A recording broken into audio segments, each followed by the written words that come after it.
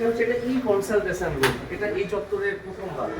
এটা টিভিটা বস্তু বেরিয়ে আছে, একটা 3D ফিল আসবে। ধরো কোনো ডাক্তার ব্যাঙ্গালোরের ডাক্তারের সঙ্গে তুমি কথা বলছো, এরকম তো নয় যে আমি 24 ঘন্টা এখানে বড় বড় ডাক্তার আসতে পারবো, ব্যাঙ্গালোরের ডাক্তার, সেটা সম্ভব হবে না। তো তার সঙ্গে হঠাৎ কোনো এমার্জেন্সি স্ট্রোক পেশেন্ট হলো, তার সঙ্গে এখানে পুরো এখানে ল্যাপটপ, তোমার টিভি, এটা 3D অ্যাটমসফিয়ার তৈরি করা হবে। পেশেন্টকে প্রপারলি পরীক্ষাও করা হবে ইউএসজি প্রোব দিয়ে, এইখানে দিয়ে ডাক্তারের সঙ্গে পেশেন্টের একটা কমিউনিকেশন তৈরি করা হবে। তার জন্য এটা স্পেসিফিক্যালি একটা ইন্টারনেট ই কনসালটেশন রুম এটা তৈরি করা হয়েছে। কেমন? এবার এখান থেকে কনসালটেশন হয়ে তাকে ম্যানেজ করতে হবে। যেটা বলেছিলাম যে প্রথম পেশেন্টের শরীর খারাপ হলো, পেশেন্ট এমার্জেন্সি এলো, এই ট্রলি আমাদের রাখা আছে। এমার্জেন্সি 3টে বেড এখানে রাখা আছে। এমার্জেন্সি ট্রলিতে পেশেন্ট এখানে থাকবে। এই সঙ্গে সঙ্গে ওর ইউএসজির এক্সামিনেশন হবে, ওর এবিজি আর্টেরিয়াল ব্লাড গ্যাসের এক্সামিনেশন পোর্টেবল এক্সরে পেন্স থেকে নিয়ে ওটা পোর্ট করে আনা যায় সঙ্গে সঙ্গে। এটা নিয়ে ওটা একদিন আলাদা ডেমো আমি দেবো, কীভাবে ওটা করবো।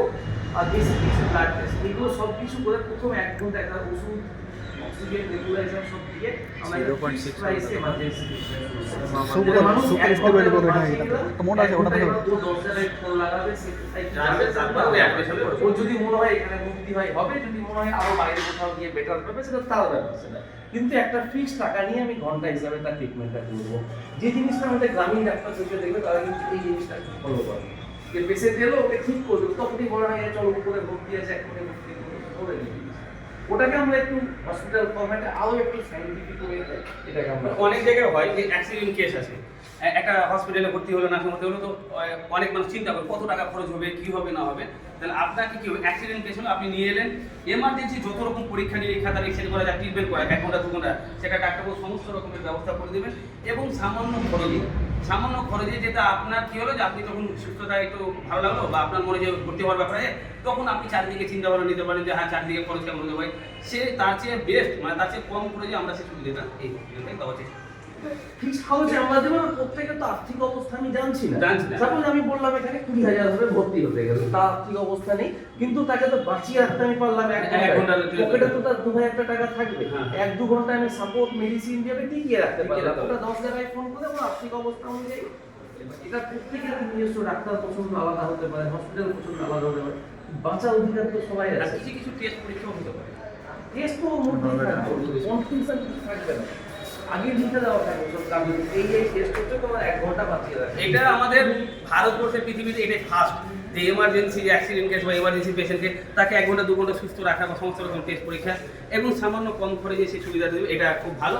তো আমাদের যে হান্নান মার্গে স্পেশালিটি যে হসপিটালে যে ওনার তাহির হোসেন, ওনাকে অসংখ্য ধন্যবাদ। আর আমি তো বক্তব্যতে বললাম যে উনি নিচু লেভেল থেকে অনেক দিন থেকে রিসার্চ করছে, আমাদের মাধ্যমে হোক, বিভিন্ন ধরনের মাধ্যমে, মানুষ কেন, মানুষ কীভাবে, মানুষের প্রধান স্বাস্থ্য সম্বন্ধে কী তাদের অবগত রয়েছে, সেগুলো নিয়ে উনি অনেক দিন থেকে এটা করেছেন। আজকে আপনাদেরকে ডাইরেক্ট দেখি, এরপরে নেক্সট ভিডিও দেখো, তার একটু দেখে দিই।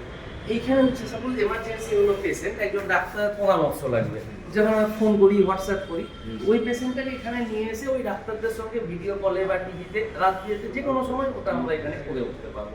তার জন্য এই কনসালটেশন রুমটা আমার এটা আরও সাজানো হবে আরও। তো সবাই ভালো থাকবেন। আর আজকে থেকে আমাদের হান্নান মাল্টি স্পেশালিটি ওপেন হলো।